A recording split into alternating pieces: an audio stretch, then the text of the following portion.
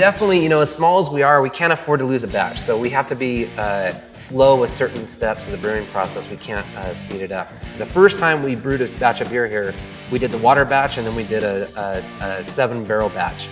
And we just threw the heat to it. We ended up scorching the wort.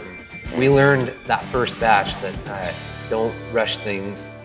It's not worth it. Just let things go as slow and as safe as possible. We do things unconventionally here. We don't have a grist case. We don't have a cable bay conveyor.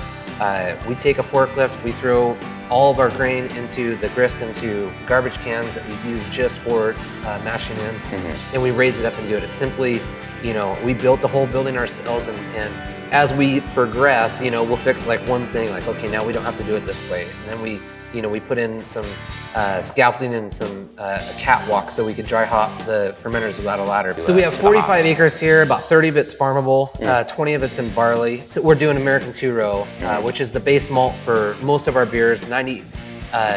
Probably pretty close to 94, 95% of all the barley we go through here is American two-row. So we're in our second year. We're still quite a ways away from producing a grain that's on par with what Montana or British Columbia or the Palouse is cranking out.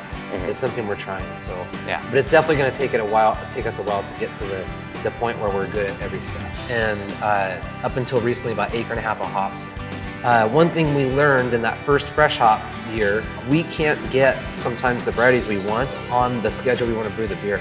So our fresh hop schedule revolves around fresh hop ale testing. So we back up 21 days from that day, but that's how much time it takes to make beer.